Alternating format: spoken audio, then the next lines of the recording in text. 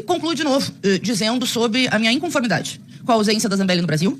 Nós estamos ouvindo e vimos aí essa tentativa de transformar isso numa cariação, não sei, de uma foragida. E ela fica ali na tela falando, é uma foragida da justiça brasileira, gente. Isso é gravíssimo. É gravíssimo. Uma foragida da justiça brasileira que tem que ser extraditada para o Brasil para cumprir pena da qual foi condenada, transitou em julgado, que por óbvio tem que ter um mandato cassado para ontem, isso pra mim é o básico, mas a minha inconformidade de ficar ouvindo criminosos pela tela ali, foragidos em outro país que deveriam estar aqui, como se inocente fosse, tentando criar uma narrativa para justificar a não cassação do mandato dela. E lamento muito, relator, durante a sua oitiva, vou deixar o registro, o senhor vai ter, tem todo o tempo do mundo, pelo visto, o senhor parecia mais advogado de defesa da Carla Zambelli do que do relator de um processo sério diante de uma foragida bandida criminosa. Porque se você estivesse nos Estados Unidos, certamente você não seria deportado. Porque lá eles estão acompanhando muito bem o que está acontecendo aqui. Então, queira Deus que o governo italiano também faça a justiça, porque deportar uma pessoa que é condenada por perseguição política... Vimos aqui, é o que ela queria efetivamente fazer para ser aceita, talvez, no núcleo central da extrema-direita e da direita desse país. Ela queria que fosse comprovado que o sistema era violável. E assim, ela definiu instruções específicas sobre as quais o sistema poderia ser demonstrado como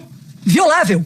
E então, ao definir essas questões, ela se colocou da mesma forma com que aqueles que, através dos kits pretos, tentaram a morte física e urdiram o assassinato do presidente Lula, do vice Geraldo Alckmin, ela, Carla Zambelli, tentou a morte política das instituições e da democracia. E o que ela fez é tão grave que se ela tivesse conseguido, o que não conseguiu, porque o sistema não é violável como ela pretendia, apesar da tentativa do hacker e dela ter procurado e ter pago, ter corrompido, ter procurado e pago os trabalhos de alguém que queria incidir sobre o sistema, o que nós temos aqui é que os nossos próprios mandatos não existiriam.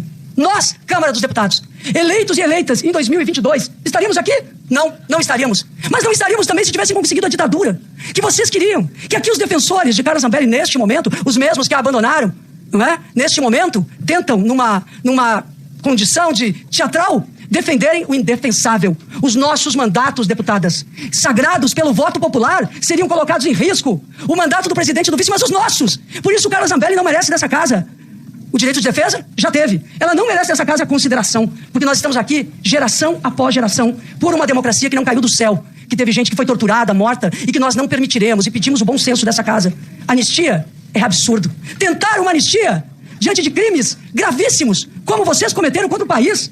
É preciso saber ganhar e perder uma eleição. É preciso participar da vida democrática, respeitando adversários, não tramando o assassinato, e muito menos tramando o assassinato físico e tramando o assassinato de instituições. Por isso é que aqui eu não tenho uma pergunta, eu tenho uma questão. Eu quero ver a Carla Zambelli, que foi condenada a 10 anos e será condenada por mais 5 por perseguir a mão armada uma pessoa. Eu quero realmente que ela seja punida com a totalidade da sua pena, para que sirva como exemplo, para que quem senta nessas cadeiras tenha a honradez de cumprir, de acordo com a Constituição e com o regimento, o seu mandato.